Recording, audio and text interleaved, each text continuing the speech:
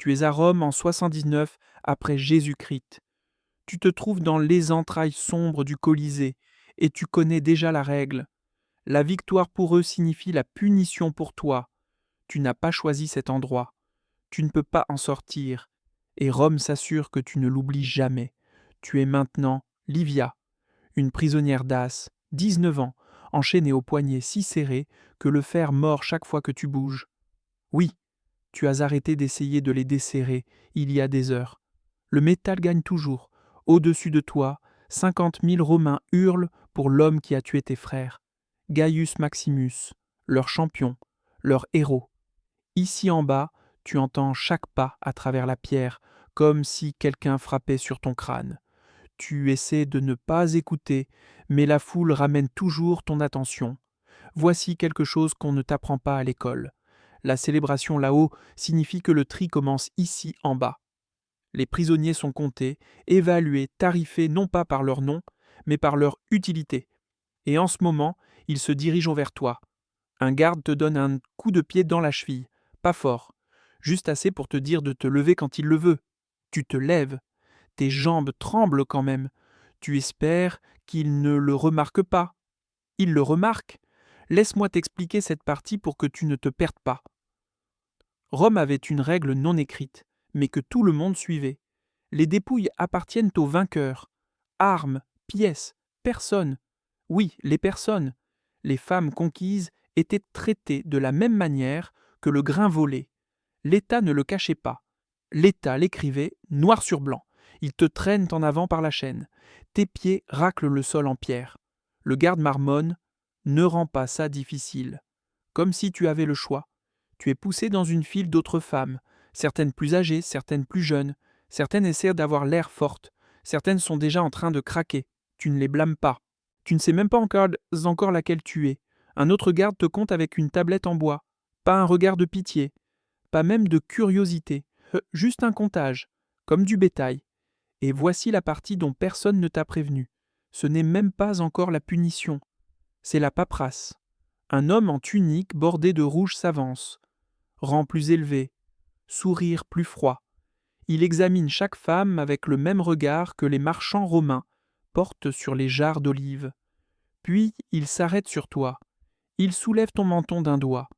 Ni doucement, ni cruellement, juste pour tester. Dace demande-t-il. Tu respires à peine quand tu réponds. Oui. Il écrit quelque chose sur sa tablette. Tu n'as pas le droit de demander quoi. Laisse-moi t'expliquer pourquoi ça compte. Les captives d'As se vendaient cher. Rome considérait ton peuple comme une race têtue. Ça signifie que vous cassez plus lentement. Les acheteurs aimaient ça. Ça veut dire que vous restez utile plus longtemps. Oui. Fait amusant. Ta valeur pour Rome, c'est la durée pendant laquelle tu peux souffrir sans t'effondrer. Depuis l'arène au-dessus, un nouveau rugissement, une vague si forte que la poussière tombe du plafond. Quelqu'un annonce le vainqueur. Tu n'as pas besoin de son nom, tu le connais déjà. Gaius Maximus. Le garde te tire en avant avec un petit rire. Eh bien, dit-il, on dirait que le champion a le premier choix. Attends, c'est là que ça devient pire. Petite chose rapide. Si tu es déjà très dedans, like et abonne-toi pour ne pas rater la prochaine partie. Retour à Rome.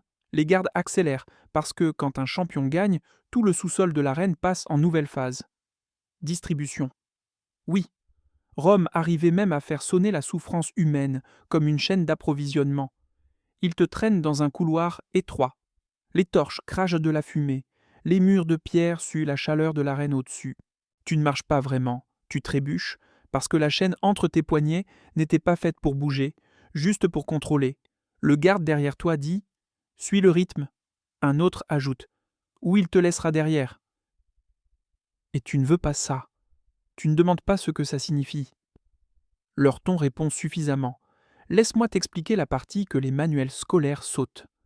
Quand un gladiateur gagnait, surtout un favori comme Gaius Maximus, Rome lui remettait des dépouilles, non pas parce qu'il en avait besoin, mais parce que ça le gardait loyal, ça le gardait à combattre, ça gardait la foule en train de hurler, et les femmes faisaient partie de ces dépouilles. Pas exactement par la loi, par tradition. Rome aimait la tradition plus que la miséricorde. Tu es poussé dans une chambre de détention éclairée par une seule torche. Quelques autres femmes sont déjà là. Personne ne parle. Parler semble dangereux. Même respirer semble demander la permission. Dans le couloir, tu entends le cliquetis de l'armure. Des pas lourds, du genre qui appartiennent à quelqu'un d'important ou à quelqu'un que les gardes prétendent important. Gaius Maximus entre. Il est encore couvert de la poussière de l'arène. La sueur trace des rayures sur ses bras. Tu t'attends à ce qu'il regarde d'abord les femmes. Il ne le fait pas. Il regarde les gardes. Où est la liste demande-t-il. Bien sûr, même ici, même maintenant, tu n'es pas la priorité. La paperasse l'est. Un garde lui tend une tablette en bois. Il la parcourt. Son expression ne change pas même d'1 millimètre. Tu n'attends pas de la gentillesse, juste quelque chose. Mais non, tu obtiens le même visage vide qu'il utilisait pour regarder le lion qu'il a tué plus tôt. Il s'avance vers la file. Une femme tressaille. Une autre fixe le sol. Tu essaies de rester immobile parce que tu as déjà appris la première règle de survie ici. Garde la tête baissée et la respiration silencieuse. Maximus s'arrête devant toi. Tu n'oses pas croiser son regard, mais tu sens qu'il t'étudie. Pas comme un homme, comme un soldat qui essaie d'identifier un outil. Le garde dit « Dace, ne parle pas en retour. » Tu détestes à quel point ce résumé réduit toute ta vie. 9 mots. C'est tout ce que tu vaux ici en bas. Maximus fait un petit signe de tête. Pas d'approbation, juste reconnaissance. Puis il se tourne vers l'officier et dit quelque chose que tu n'attendais pas. Non, pas celle-là. Le garde a l'air confus. Mais elle est de haute valeur. J'ai dit non. Simple, plat, définitif. Et voici la torsion que tu n'aimeras pas. Un gladiateur qui refuse une dépouille n'est pas de la miséricorde. Rome ne le lit pas comme ça. Rome le lit comme une reclassification. Si le champion ne te réclame pas, l'État le fera. Et l'État est plus froid que n'importe quel combattant. L'officier raye ton nom de la tablette. Une ligne nette. Ton destin change avec un son plus doux qu'un souffle. Le garde attrape à nouveau ta chaîne. Plus fort cette fois. Eh bien, marmonne-t-il, on dirait qu'elle va au processus lex capigi. Il le dit comme si c'était évident, comme si tout le monde savait ce que ça signifie. Toi non. Mais les autres femmes, oui. Leurs yeux se baissent. L'une murmure « Que les dieux l'aident !» Attends, c'est là que ça devient beaucoup pire. Il te pousse dans un entrepôt sous l'arène. Ça sent le sang et le fer humide. Tu n'as pas le temps de respirer. Tu n'as pas le temps de penser. Tu comprends à peine le latin, mais tu comprends le ton. Bouge.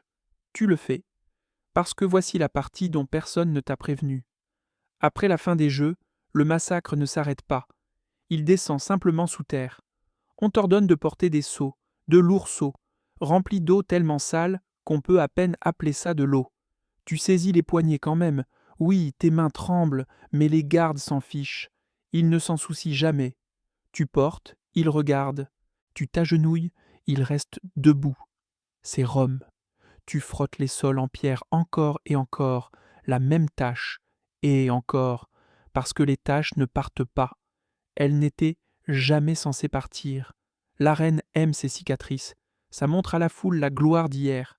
Et c'est toi qui nettoies. Laisse-moi t'expliquer quelque chose qu'on n'enseigne pas à l'école. Quelqu'un doit toujours s'occuper des conséquences d'un spectacle. Et Rome t'a choisi. Pas pour tes compétences, pas pour ta force, juste parce que tu étais là. Voici la piqûre. Tu fais tout ça pendant que les mêmes personnes qui ont tué tes frères passent devant toi comme si tu étais un meuble. Un gladiateur boite à côté de toi, bandé, encore en vie. Ses yeux glissent sur toi. Tu n'es rien, pas même digne d'un signe de tête. C'est le travail. Nettoyer le désordre de l'Empire pour qu'il ne sente pas trop près du balcon de l'empereur. Un garde pousse vers toi une lance brisée du pied. Ramasse. C'est tout ce qu'il dit. Il ne dit pas s'il te plaît. Il ne dit pas merci. Il assume juste que tu vas obéir. Et tu le fais. Parce que refuser, c'est une façon rapide de rencontrer les lions que tes frères ont rencontrés. Voici ta première règle, si tu veux survivre sous cette arène. Règle numéro 1. Ne fais jamais répéter un garde. Il déteste répéter. Il frappe plus forts quand ils doivent le faire. Tu ramasses des boucliers brisés, du bois éclaté, des casques cabossés. Tu ne connais pas les histoires derrière. Tu ne demandes pas. Les questions à Rome sont des objets dangereux, plus tranchants que les épées. Et voici la torsion que tu n'aimeras pas. Tu nettoies aussi les fosses des animaux. On te tend une pelle et on pointe. Tu sens déjà l'odeur. Les lions ont bien mangé aujourd'hui. Rome s'en est assurée. Tu racles les restes de la violence dans un bac déjà trop plein. Tu sais exactement ce que sont ces morceaux. Tu ne te permets pas de trop regarder. Quelqu'un jure derrière toi. Une autre servante, plus jeune que toi. Ses mains sont à vif. Ses yeux sont vides. Elle est ici depuis plus longtemps. Elle est ce que tu deviendras si tu restes en vie. Tu ne parles pas. Parler est un luxe. Respirer est déjà du travail. Les torches vacillent. Des pas résonnent. Un nouveau groupe de gardes entre, portant des prisonniers, des hommes enchaînés, le visage gris. Pas des combattants, pas des criminels, juste des malchanceux. Rome adore les malchanceux. Ils sont alignés pour le spectacle de demain. Un autre jour, une autre foule, un autre round de cris pour la douleur de quelqu'un d'autre. Et voici la partie qui fait le plus mal. Tu es assez près pour les toucher, mais trop impuissante pour les aider. Tu gardes juste les yeux baissés et continues de frotter. Parce qu'à Rome, la miséricorde n'est pas seulement rare, elle est illégale. Et la nuit n'est pas finie, loin de là. Tu essuies tes mains sur ta tunique quand le garde te tape l'arrière de la tête avec son bâton. Pas fort, juste assez pour dire « Debout !» Tu connais déjà ce ton, c'est le ton « On a besoin de toi ailleurs ». Tu le suis, non pas parce que tu lui fais confiance, mais parce que tu as vu ce qui arrive à ceux qui hésitent. Ils te font passer devant les cages, devant les cellules vides où les hommes condamnés de demain essaient de dormir. Tu gardes les yeux sur le sol, la pierre est froide, tes pieds te font mal. Chaque pas te rappelle encore une fois que tu ne possèdes pas ton corps ici. Rome le possède. Laisse-moi t'expliquer quelque chose de laid, mais réel. En 79 après Jésus-Christ, une femme enchaînée n'était pas une personne, c'était un bien. On ne t'appelle pas fille, on t'appelle ça. Et voici où ça devient pire. Tu n'es pas emmené pour un autre travail de nettoyage. Les gardes tournent à gauche, vers un couloir éclairé par des lampes à huile. Tu entends des rires devant. Des rires masculins, confiants, du genre qui sait que personne ne les punira jamais. Oui, ton estomac se noue. On t'emmène dans une chambre au-dessus des tunnels de service où les officiels de l'arène boivent après les jeux. Pas des sénateurs. Ces hommes ont des palais pour leur poison. Ce sont les officiers subalternes, ceux qui ont assez de pouvoir pour te faire mal, mais pas assez pour le cacher. L'un d'eux te regarde. Fraîche. Le garde hausse les épaules. Assez nouvelle. Il parle comme s'il choisissait un outil, pas une personne. Pas une jeune fille de 19 ans qui avait autrefois des frères, une maison, un nom. Juste quelque chose que Rome a laissé traîner. Et voici ta deuxième règle de survie. Règle numéro 2. Ne leur laisse jamais voir ta peur. Ils adorent cette partie. Alors tu fais ce que chaque femme captive à Rome apprend très vite à faire. Tu deviens vide. Ton visage se vide. Ta respiration ralentit. Tu deviens un mur. Pas parce que ça te protège, mais parce que c'est le seul bouclier que tu as. Ils tournent autour de toi, comme des hommes qui inspectent un cheval au marché. Pas encore de contact. Rome est cruel, mais rarement pressé. L'officier pose des questions sur ton origine, pas parce qu'il s'en soucie, mais parce que ta réponse décide de ta valeur. Tu réponds court, moins tu dis, moins ils peuvent t'utiliser. Un officier soulève ton menton avec 2 doigts, pas doucement, juste pour tester le contrôle. Tu restes immobile. Il étudie ton visage comme s'il cherchait des fissures. Tu regardes au-delà de lui, pas lui. Voici la partie que personne ne met dans les livres d'histoire. Les officiels romains n'avaient pas besoin d'excuses pour prendre ce qu'ils voulaient. Une femme seule, sans protection, appartenait à celui qui tenait les clés. Le consentement n'était pas un mot. Pas dans ce monde. Un autre officier murmure quelque chose. Il rigne, pas de toi, à propos de toi, comme si tu n'étais pas là, comme si tu étais déjà parti. Et puis la torsion. Il ne t'utilise pas ce soir, pas encore. Il te garde pour le lanista, Le propriétaire des gladiateurs, l'homme qui décide quels corps dans cette arène vive, meurent ou sont réutilisés. Le garde te saisit le bras fort, un avertissement déguisé en prise. Demain, dit-il, tu ne demandes pas ce que demain signifie, tu sais déjà que ce ne sera pas de la miséricorde. Et le pire, c'est que la nuit n'est toujours pas finie. Le garde ne parle pas pendant qu'il te traîne à nouveau en bas des marches. Sa prise est assez forte pour laisser des bleus, pas assez forte pour le ralentir. Tu essaies de compter les torches que tu passes comme si ça pouvait te calmer, mais les chiffres glissent, tes mains tremblent, ton visage non. La règle numéro 2 te sauve encore. On te pousse dans la cellule à nouveau. Même paille, même puanteur, même sensation que le monde est bien trop petit pour ta respiration. La porte claque et le garde te lance le genre de regard qui dit « Essaie quoi que ce soit et tu ne verras pas le soleil. Et puis tu es seul. Laisse-moi t'expliquer quelque chose qu'on n'enseigne jamais. La peur n'est pas bruyante, la peur est silencieuse. Elle s'assoit dans ta poitrine comme une pierre et ne bouge pas. Tu enroules tes bras autour de tes genoux, pas pour te réconforter. Il n'y a pas de réconfort ici en bas, juste pour t'empêcher de trembler si fort que tu réveilles les autres prisonniers. » Une fille de l'autre côté de la cellule murmure « Ils t'ont choisi aussi. » Tu hoches la tête, elle hoche la tête en retour. C'est tout. À Rome, la souffrance est une langue partagée.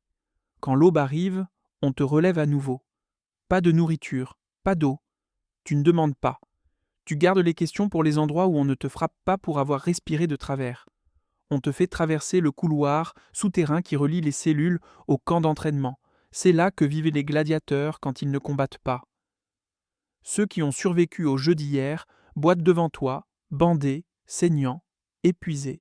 Et voici la vérité laide que les historiens disent rarement directement. Les gladiateurs n'étaient pas des hommes libres, avec des choix libres. Ils étaient une propriété, exactement comme toi. Et la propriété peut être utilisée comme le propriétaire le décide. Le lanista est assis à une table avec un registre. Il n'a pas l'air d'un monstre. C'est le but. La vraie cruauté est généralement silencieuse, organisée et porte une tunique propre. On t'amène, on te fait tenir debout, on te tourne comme il veut. Il ne te touche pas. Les propriétaires n'en ont rarement besoin. Ils demandent ton âge, ton origine, si tu peux travailler, si tu comprends les ordres. Pas une seule question sur ce que tu veux, parce que ce concept n'existe pas ici. Il ferme le registre et fait un signe de tête au garde. Un seul signe de tête, comme s'il approuvait un outil qui sera utilisé plus tard. Voici la partie qui devrait te glacer. Tu n'es pas gardé pour le plaisir, ni pour la punition, ni pour l'amusement des officiers. Tu es gardé comme levier. Les gladiateurs sont maintenus isolés, coupés du monde, contrôlés. Mais même Rome comprenait, un homme désespéré combat plus fort quand il pense qu'il a encore quelque chose à perdre. Toi, tu es ce quelque chose, une menace vivante, un rappel, un point de pression que le lanista peut utiliser sur n'importe quel combattant qui sort des rangs. Personne ne te le dit. Tu le comprends toute seule. Au fait, les gardes te regardent comme si tu n'étais pas une personne. Ils te regardent comme si tu étais une assurance. On t'assigne à travailler près du terrain d'entraînement. Pas dedans, juste assez près pour que les gladiateurs te voient porter de l'eau, balayer la poussière, transporter des cendres. Tu gardes la tête baissée, mais tu sens leur regard. Certains détournent vite les yeux. Certains regardent trop longtemps. Certains te regardent avec pitié. Le pire de tous, parce que ça veut dire qu'ils savent exactement ce que tu es maintenant. Voici la dernière règle que tu apprends. Règle numéro 3. N'espère pas. L'espoir te fait hésiter. L'hésitation te fait punir. Tu travailles, tu respires, tu survis. Pas parce que Rome t'a accordé la miséricorde, mais parce que tu as appris à rester petite dans un endroit construit pour t'écraser. Et la dernière piqûre, demain, la foule applaudira à nouveau. Ils hurleront pour le sang. Ils appelleront ça du divertissement. Ils ne penseront jamais aux femmes dans les tunnels qui retiennent leur souffle, attendant de voir quelle version de la souffrance la journée apportera. Rome écrit les histoires de ses héros, mais elle enterre les histoires de ses captives. Et toi, tu es l'une des enterrées.